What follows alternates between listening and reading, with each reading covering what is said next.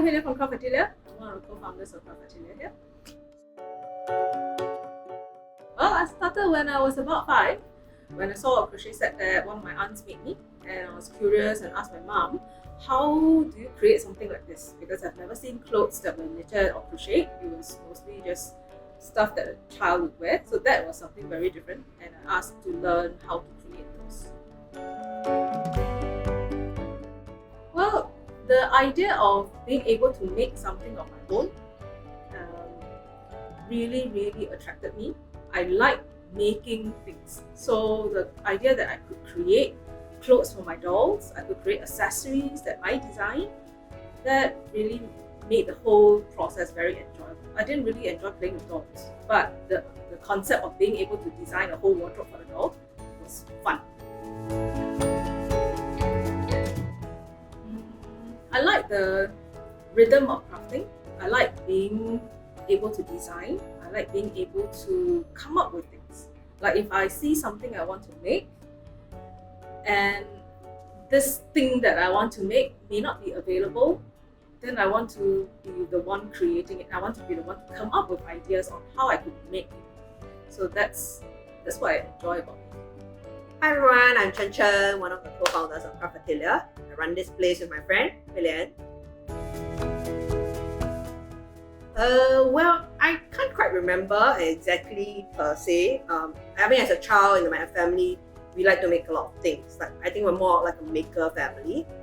My mom's a seamstress, by the way. But the one real time I remember getting into crafts was when I bought my first wooden rubber stamp in secondary school. I went to art friend and I bought this stamp with a doll on it, like one stamp and one ink pad. And that, I think, was just the start of that journey of actually handcrafting items. To me, crafting, I like making things in general, but I also think a good part of making things is understanding how things are made. So I think that's what really appeals to me in all my crafting journey, trying to figure out how the different steps that you take create something, and actually how you could potentially innovate and come up with hacks to get to the same thing, but maybe with just whatever resources that you have. So that to me is crafting. Yeah, I mean that's really the big joy of crafting.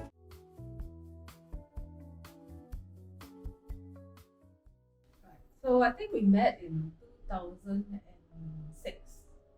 Yes. Yeah. I think the year that I started my practicum at the school that you were teaching in. Yeah, because the same batch of trainees, I was one of the CTs for a while. Yeah, there were 3 of us in training that year. And Hui Lian was the coordinating teacher for one of the trainees who was there. So my friend basically, let's just call him D, my friend D, was actually Hui Lian. Like Hui Lian was his coordinating teacher. So in other words, she's like his teacher mentor during the practicum period. So I think like D and I knew that like we both were people who make stuff. I think I would say that of my friend, and he knew I was a bit into crafting. Like I dabbled briefly with things like knitting, crochet. It's not a big part of my life at that point in time. But we then, I think as part of like the farewell at the end of our like training, we wanted to make stuff for the students that we taught during our training period. And so we came out with this concept that we were going to make bookmarks, I think, at that point. I can't quite remember, card or bookmarks. It was also at that point in time when we started picking up rubber stamping, because another mutual friend of ours, I made her a farewell card when she left the school in 2005, and then you guys joined in 2006. So during that bit of time, because they saw the rubber stamp cards and got interested. Quite serendipitous, right? Because my friend was a friend of your friend, and then you became his like mentor. Yeah. And so we were making all these cards. We were like, okay, we're gonna give something to the students. I mean, we didn't want to spend a huge amount of money buying things, and we thought making it would be nice. And so my friend kind of said, hey, like my CT, so at the time coordinating teacher, right? My CT makes cards and I'm going to go and learn. So why don't you come along? And that's kind of how I got to know Hui Lian in school. Yeah. Yeah. Because we were in different staff room, different levels. We're not in the same staff room. We don't teach the same subject. Different levels. Yeah, different levels. Yeah. And so actually you'll see behind us, we picked this particular view of all the rubber stamping stuff we have in the shop, because this is really what kind of like brought Hui Lian and I together. Yeah. So Hui Lian introduced us. Well, we'll say she's an enabler. Many of you would say we are your enablers. Hui Lian was my enabler then, because I didn't know, I mean, other than Art Friend, I didn't know where else I could buy rubber stamps. Yeah, we went to several places. Yeah. Coronation Plaza, Novena Square. Online, you introduce us. Yeah, Raffles City. You introduce us to a lot of brands then. Like, you know, some of you, the shops that some of you will remember, will be like Made with Love. There was Junior the Artist. Yeah. What was the one at Coronation? Presents. Presents, yes. This was before paper market even existed in Singapore. We did go paper market quite often. After it opened, after it but opened. when we first got into it, I remember Hui Lian introducing me to brands like Penny Black, the Mouse series. Some of you might remember.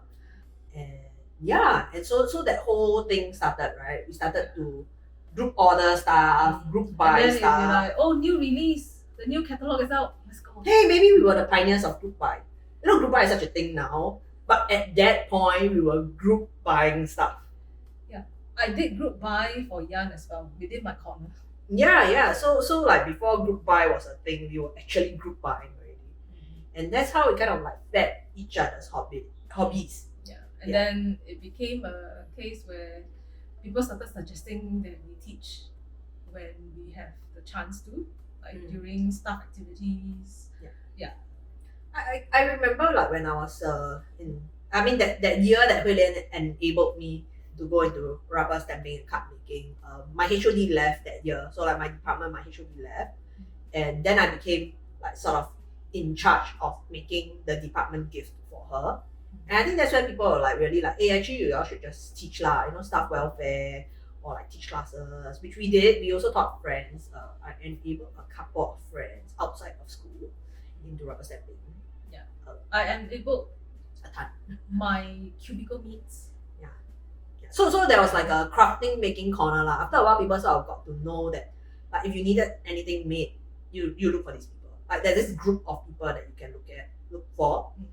And I mean, so it might seem like nothing, but in school it's a very big thing, because those of you who are teachers and in school, you would know school always has events, right? You would have your awards day, National Day, then there'll be some celebration, Racial Harmony Day, some celebration. Chinese New Year, some celebration, and schools are pretty prudent places. So they want activities to occupy the students and get them engaged, so that there is interaction not just within the same classes of students, but students who are interested in the same kind of activity. So I think there were a few years when we had things like making activities, like making so crafting activities. I had journal making activity, I had origami activity.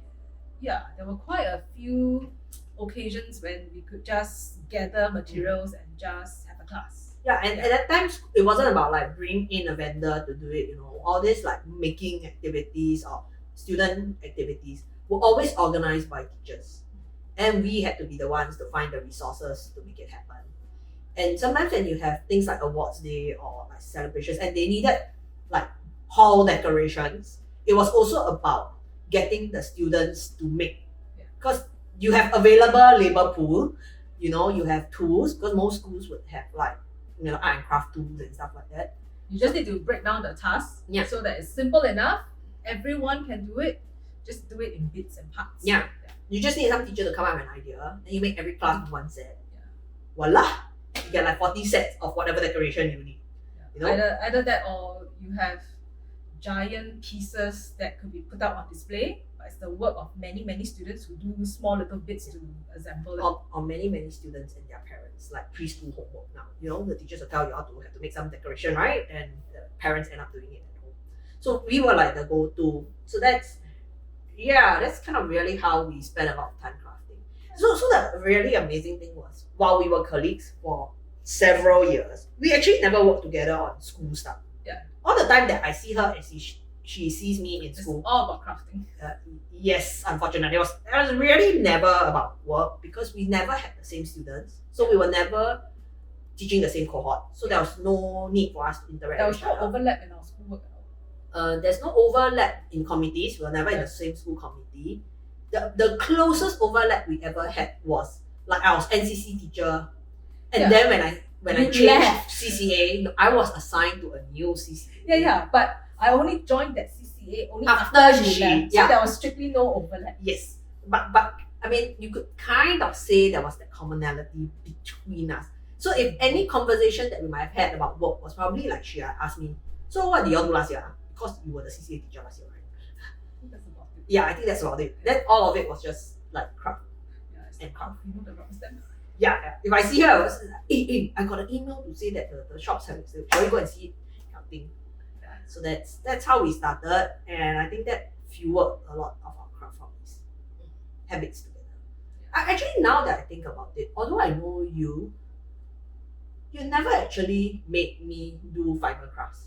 No, I mean, other than that one forever WIP.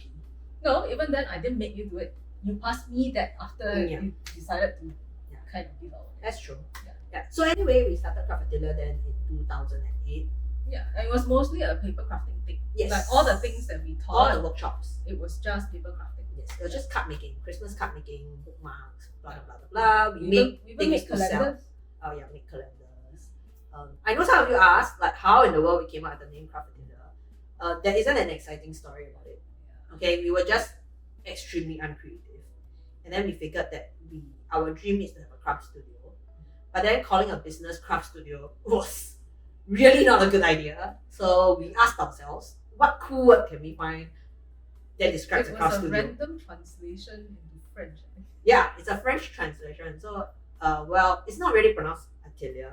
It's pronounced Atelier, atelier. It means like a studio. artisan workshop. Yeah, kind like of a, place. like a very classy thing. And then we're like, okay, since we are like so linguistically challenged, we just picked it, and we had that name in 2008. I actually might still have a picture of the name card that we made then. If I find it, I'll put a screenshot somewhere in this video. And so we started, and we ran it out of my living room. I mean, dining room. yeah, dining slash living room. Because I moved I've gotten married in 2007, so I moved into my own place, and so then we could like have this like temporary studio thing. Ad hoc. Yeah, as and when we want.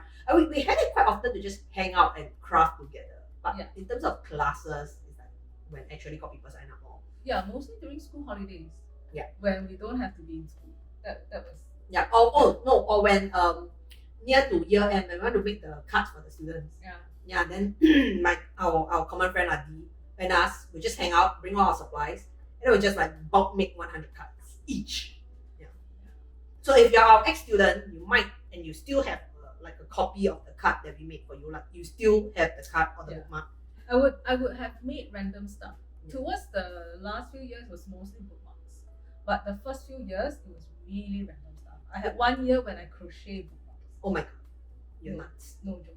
You're Crochet nuts. bookmarks. So when the students received it, they were like, "Did you make this?" Well, but then again, right now on the knit and crochet group, local knit and crochet groups on Facebook, there are people who make parents who make such gifts for teachers. For teachers, yeah. But you see, you have maybe 6 teachers. But again, you're the front runner. Things that people are doing now is like the revival of the the practices we I had. think earlier. the crochet bookmark one took me a while because that one was everyone got a little butterfly with a long. So if you were people who are watching this, if Miss Goh Hui Lian happened to be your chemistry teacher in the past, and you have actually some of these crochet bookmarks and like bookmarks or cards that she has ever made you, please come forward and let us know. Maybe send us a picture or something. I think for me, I didn't have as many batches of students. Now I was only in the school for 2.5 years, so I had a class that I had for half a year. So I'm not particularly close to all of them. Then I had 3 classes over the course of the next 2 years, and one of them was my first form class. So I had a very limited number of students because subsequently I posted. My posting brought me to MOE HQ, so I was not really with the students so much. But you would have had a lot. So my first few years, it was every 2 years I had one batch. But then when I started doing lower sec, it was every semester. Oh. So every semester I would have one batch. And in fact, there were a few batches that I have taught. Out of 13 classes, I would have taught The whole level. more than half of them. I would have taught about 9 out of 13 classes. Yeah, so in like 1 year she'll make 200 cups. Yes. So yeah. So in case you are wondering like how come Helen can make so many art things? Well, you have to make 200 gifts, I guess. You get a bit creative about how you make the process a lot more efficient. So there will be a lot of situations where I create giant backgrounds on A3 paper and then chop them up into smaller pieces. And so for those of you who do not also know, this is also why she has a ton of paper crafting supplies. Like almost every brand of like paper cutter, paper folder, paper whatnot have you, she probably would have had one of those tools in all her time. I collect paper cutters. I think I have more than 10. And I also collect scissors. So I have scissors for every purpose. Scissors for thread, scissors for yarn, scissors for paper, scissors for detail work, scissors for plastic, scissors for foam. And just in case you, random piece of information, she just bought another pair of scissors. I just ordered. Yeah, she just ordered another pair of scissors because there's this embroidery scissors that she has to try. Yeah, that she just has to try. Well, okay, to be fair, she would say I fuel my weaving hobby in the same way because I collect looms. I just collect small things, not big looms. Yeah, but I don't have, because they're big, I don't collect as many of them. Yeah, but your one loom purchase probably. To be fair, no. I think my one loom purchase might be equivalent to all the paper cutters you've bought in your life. And it's just paper cutters. I'm pretty sure all the scissors that you bought would have paid for another of my looms. Don't think so. My looms are largely used, so they're not that expensive. No, I think I spend more on rubber stamps. Okay, I mean, yeah. So yes, so that's really us, and I think that's why in this shop, like when you come in and you ask us about equipment, you ask us about whether or not you should buy it, we tend to be very cautious, because we know what it feels like to be in this position where you just collect a lot of things. And also, at the start, sometimes I collected a lot of coloring pencil sets. In fact, I have, I think, more than 20 sets.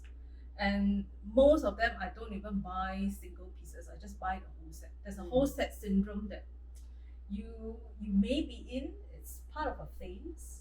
I think I am slowly getting out of that phase where I don't think I feel the urge to own the whole set of everything.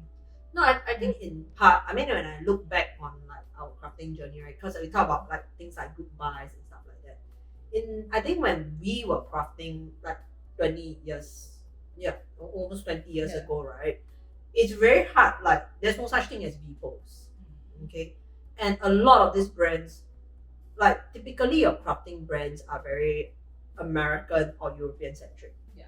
So it's very, very hard to get them, right? Shipping is like a pain. And so when you want to buy, you want to justify the shipping cost. So buying it like the whole set makes more sense. Like, you know, if you buy the whole set, maybe you pay $10 shipping. You buy one piece, you pay like $5 shipping. So the mentality is always like, just buy. Because if you buy one piece and you like it, you're gonna have to invest again in shipping to bring in the whole set. Because I remember there was once where I visited this craft store in person in Tasmania. And then when I saw online on their website, and this was early 2000. So online shopping was not a very, very common thing.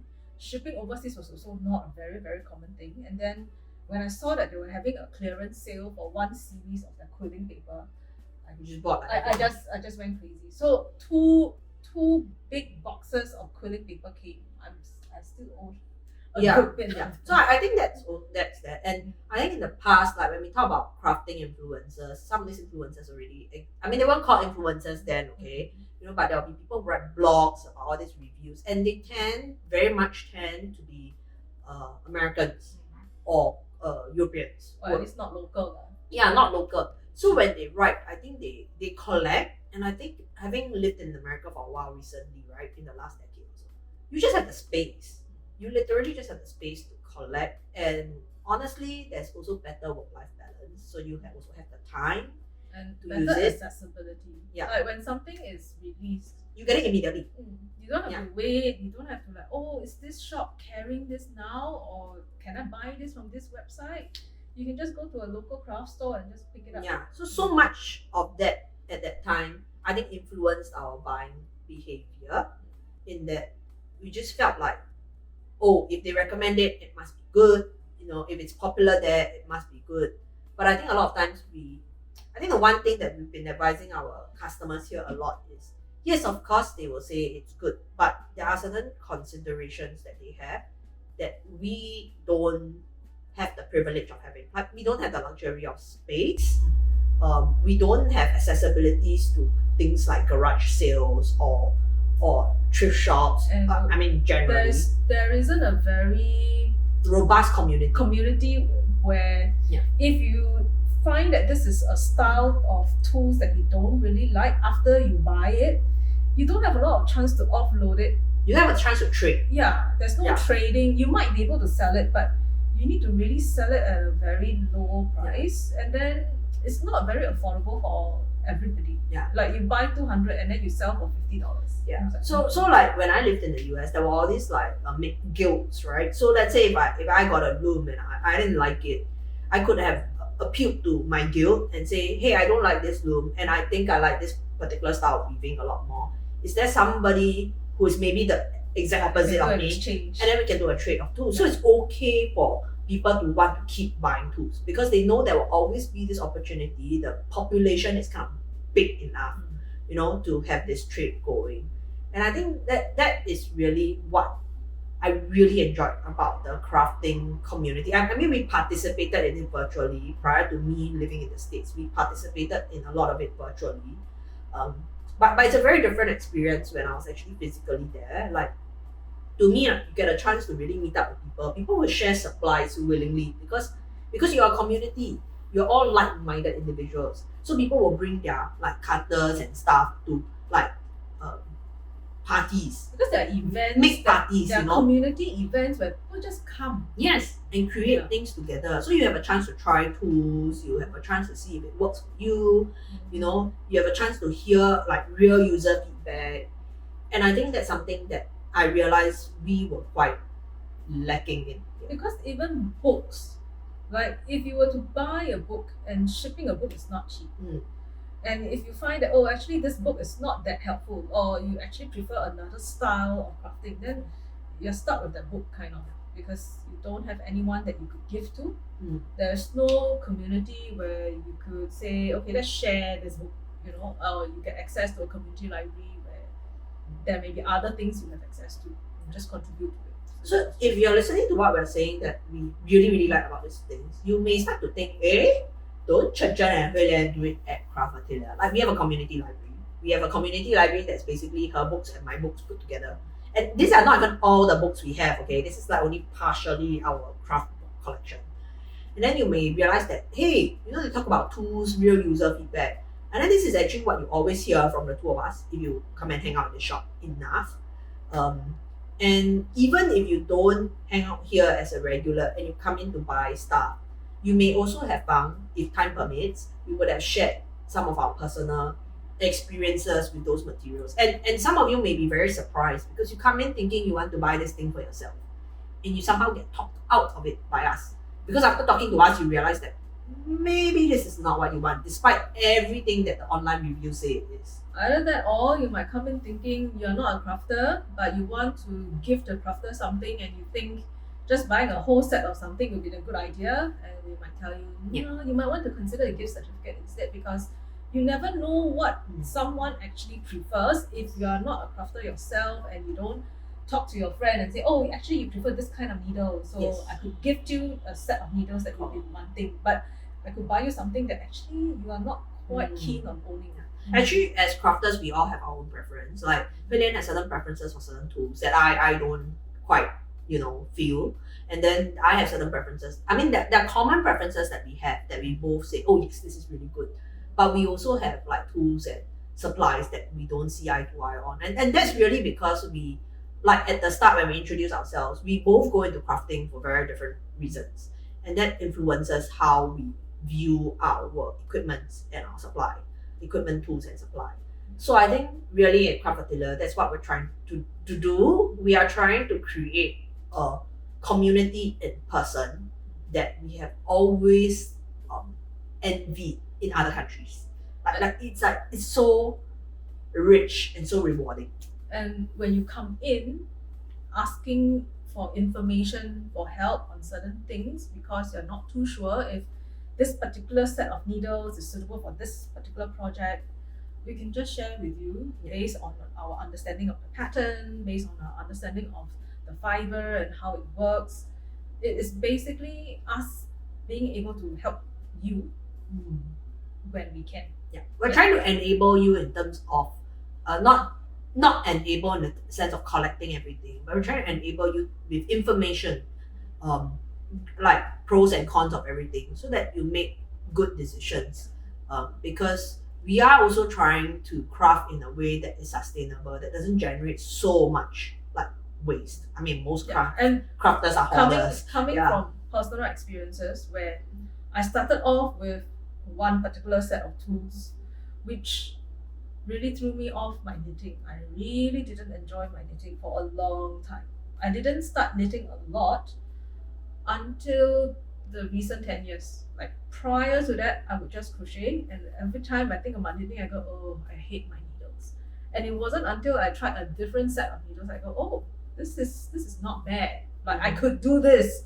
So why did I use that? Yeah. You know, if I had people share with me, like, you know, don't spend so much money on these rubbish tools because they might look good, but they actually are not very useful for what I want to do. She tends to do there's some background. Hui Lian tends to do a lot of fine work, a lot of lace work, a lot of intricate work.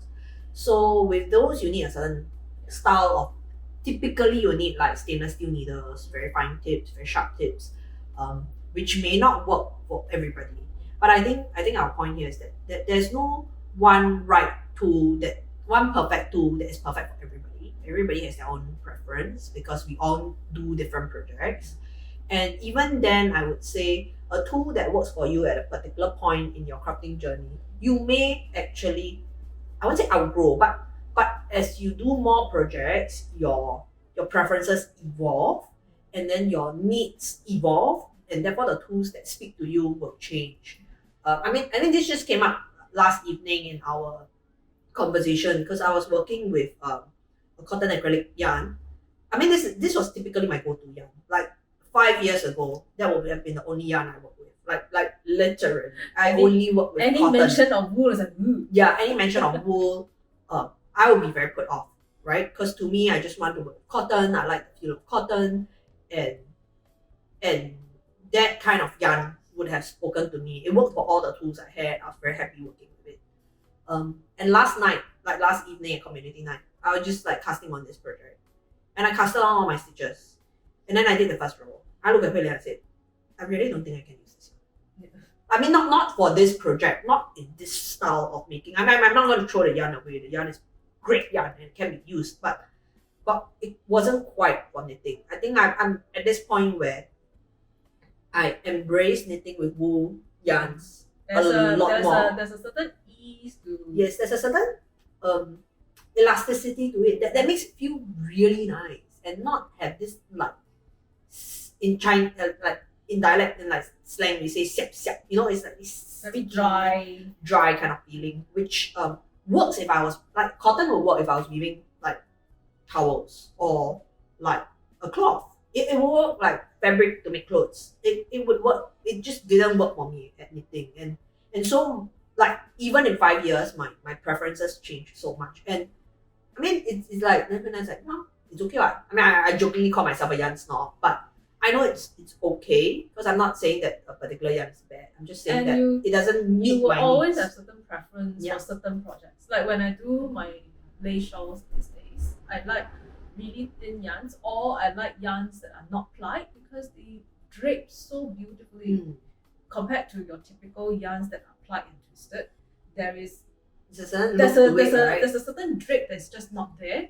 Whereas the thin threads that I'm using, it's gorgeous after it's done, but it's a pain to use if you're not too careful and you split your yarn. So there'll be people who curse and sweat because like, I hate this yarn, but I love it. But to be fair, you may hate it like at this point in your journey, but it might change. Or you may just decide that knitting is not for you, or you might just decide knitting is not for you for a particular period of time, and then you come back to it later. We've all gone through those ebbs and flow. Like there are so many times I didn't like knitting in the past, and now I like it. I anticipate that, I might decide that I get bored of it and I move on to something else and I come back to it again. It's usually cyclical. Like there'll be times when I had a knitting with beads binge, I think towards the end of last year. So all the things I did had beads. I wanted beads in my knitting. I wanted everything I had beads. Yes. Then afterward I stopped. Even our craft kits had beads. Yeah. That's just how that spill over everywhere. Yeah. But I mean I think the whole focus here of us sharing all this is that everybody's journey is very unique. Everybody's search for the perfect equipment, perfect tool can also be very, very unique. Our role here as a studio, I think first of all, is to create that community where people can come together and share. It doesn't have to be us sharing our experience and our expertise. Everyone that comes to this studio has experience and expertise that they can share, because you would have done some project that we never did ever, right? And so we wanted to have that community where people can connect, people can exchange ideas, chit chat. We wanted a place where we could share the resources, the equipment, the tools and the equipment that we have collected over the years. I mean, otherwise it just sits in our house and then only we get to use it. So why don't we just share the joy with everybody? So that's really very much why the studio. And then I think the other big thing we believe in is that we try our best, no judgment here, right? We really, really try our best, no judgment here. Wherever you are in your journey, whatever your preferences may be, why you come into crafting, I think shapes a lot of how you craft. And so we try our very, very best, to support you in whatever way possible. And if we don't do a good job of it, I mean, we can't say we're perfect, right? So if we don't do a good job of it, we're really, really sorry. But I think we come from a place of good intentions. And essentially, whoever comes in with questions, we're always happy to answer the questions. Yeah. And to be fair, we don't really chat with you and answer your question. It probably is because like we could be teaching a class. I think especially now, our operations have changed a lot since circuit breaker. We used to always have two of us in the studio. Now we have moved to a point where ever since the split team happened, we typically only have one person in the studio. And so it's hard because the one person in the studio also has to conduct classes, has to respond to WhatsApp, calls, emails. At the same time, we also have to do all the back-end work that keeps this studio running, like planning for class, doing accounts, paying bills. All of that is done by us truly. Like nobody else does it for us. Even social media marketing, we do it ourselves. And so sometimes you may just come in at a moment where we are honestly quite distracted, and we may not have an extended conversation with you. Really, trust us, it's not you. It's probably just we were just having a really mind full, like our minds are full thing. Yeah. But in any case, we always try to provide you with the necessary information if you were to pass. And there are people who come in and say, okay, I want to follow this pattern. Do you have any yarn that is suitable? And sometimes we'll have to tell you, no, we don't have suitable yarn because the series or what we do carry has a lot of connection to what we do as crafters and what we teach in class. Right? So there'll be some yarns that we typically have simply because we use them for classes a lot or we use them for our own crafting. And so if it is something that's outside of our comfort range, comfort zone, we may not carry it, but typically we'll point you to where you can find it. I mean, we do try to carry as I wouldn't say as wide, but we try to carry a range. A good variety. Yeah. I think the one thing we like to maybe just explain is that we are a small studio. So if we can never carry the range that, for example, Spotlight has. It's just not possible. We don't have the kind of capital to put into inventory. It will space. It will knock us out as a small business if we try to strive towards what spotlight us, we'll be out of business within like a year or two because we Yes. just can't keep up with that kind of volume. And so we know that's where we come from. I mean, that's where we stand in, compared to everybody else. And then the other thing we want to do is we feel that as a local yarn store, then it is our role to try to create variety.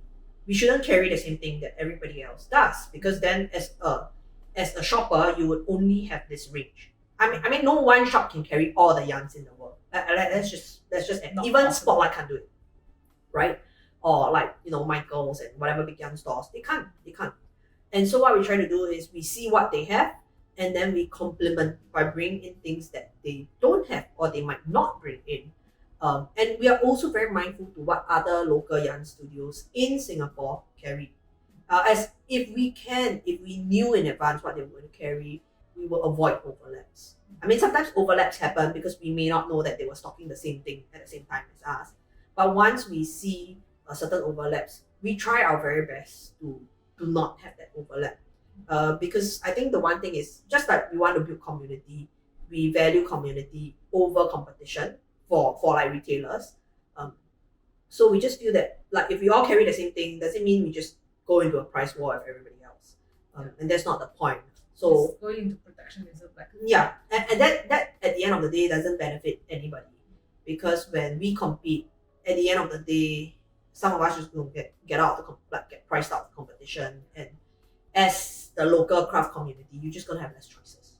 Yeah, so that's what we do. That's what we try our best to do. There are some brands that will continue to carry, even though other people carry them. And like what I say, it's because we use it in our class. We believe in those brands. We use them in our class, and therefore we want to share those brands.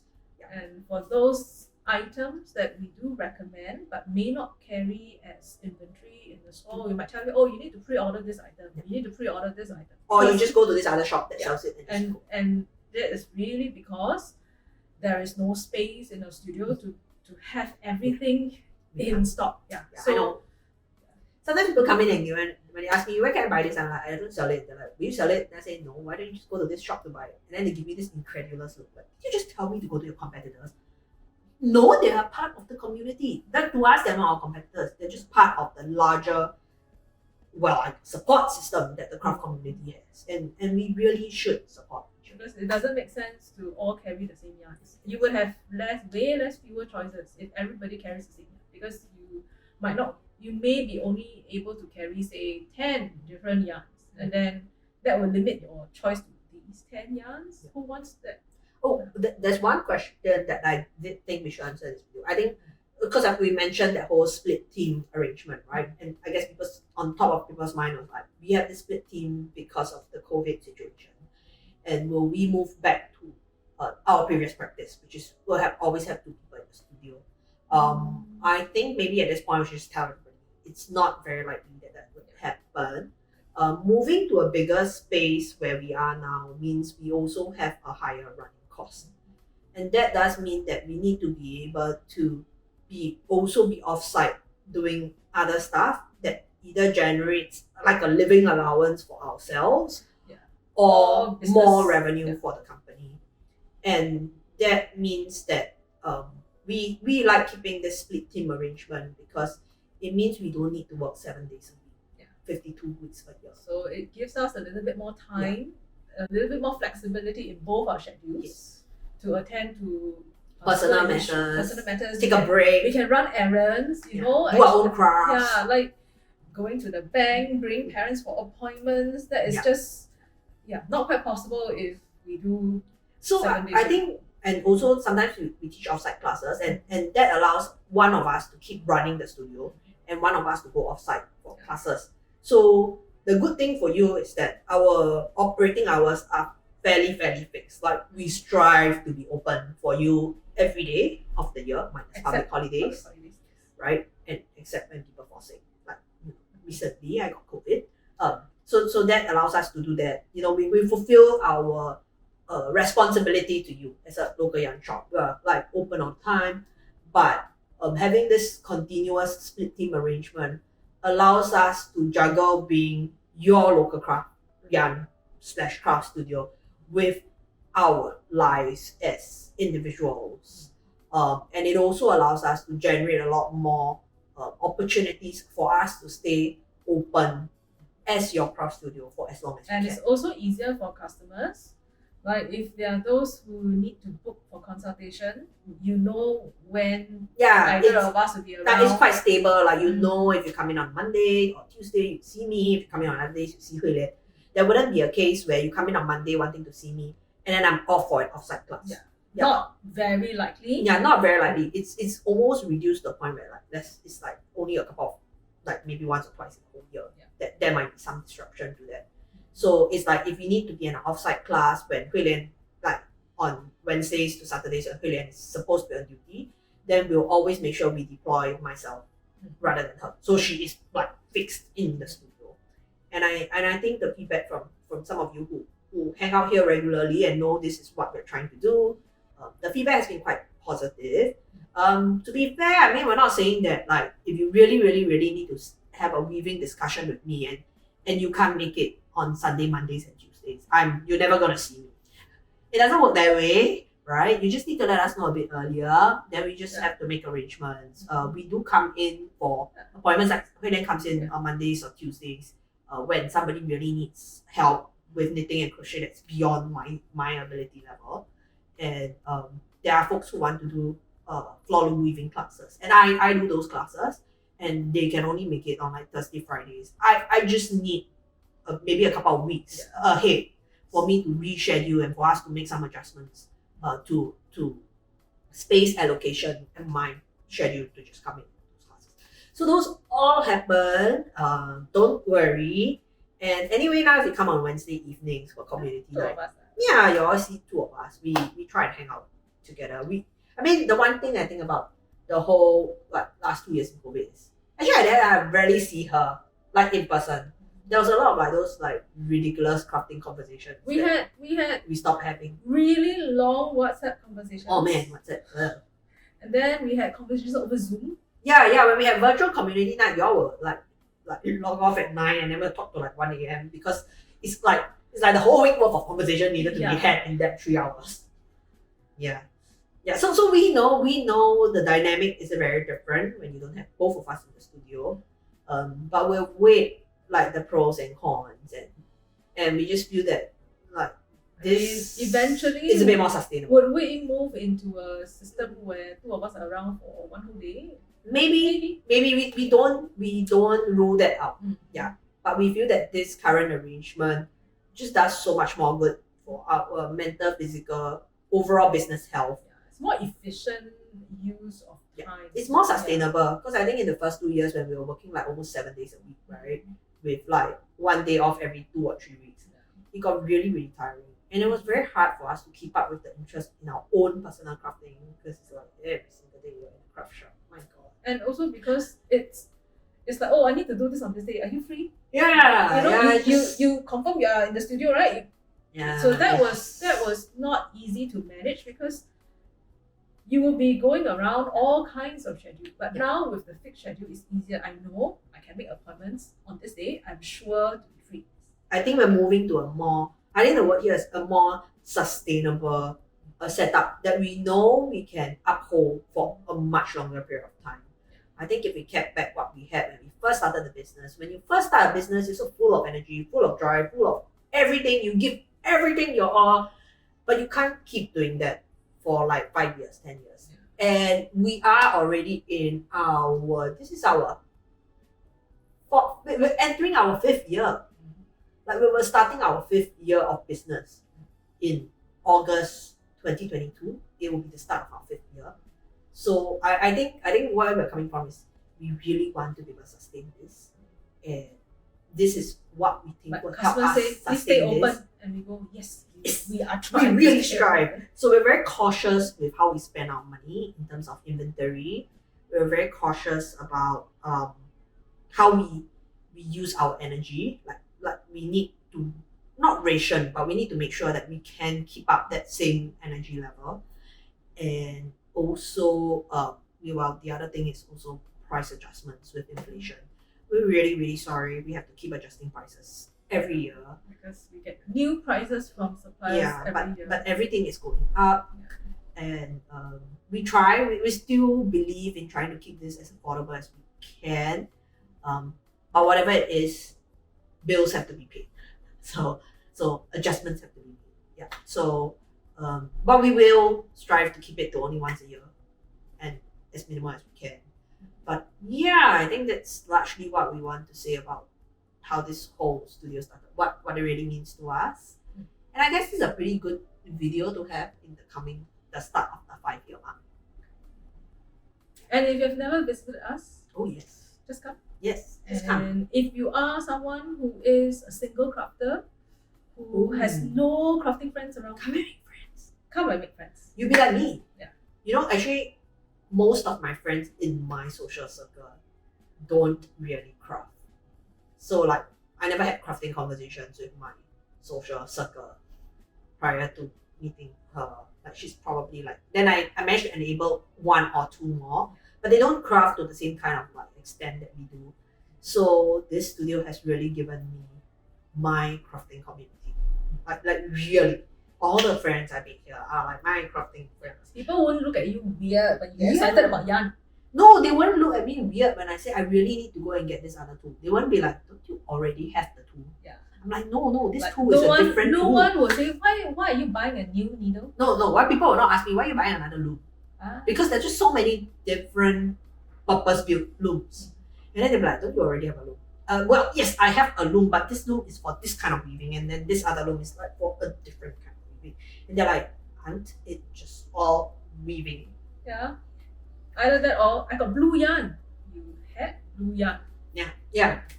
So this space has really given us that community, and we would love for you to come and, well, be a part of it, share in it, and grow it. The community can grow beyond our doors. Yeah, I think we just want to encourage everybody to have this idea that we should all do our part in growing this community, because the larger this local crafting community grows, and if we all share the same value, we are just going to bring in a lot more diversity and richness and vibrancy to this. Yeah, to this.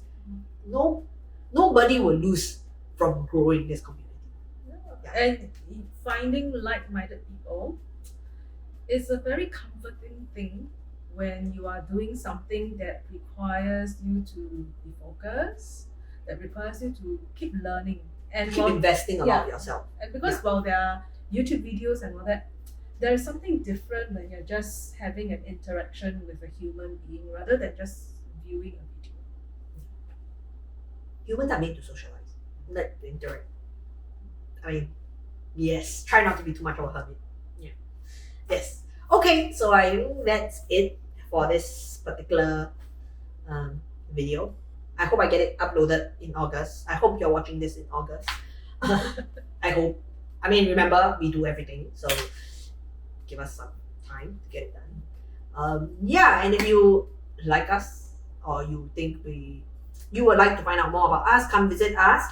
And yeah, you could also continue to follow our YouTube channel so that you can hear us talking more about things. Yeah, like just us chatting a lot more. All right, that's it. Thank you very much. See ya.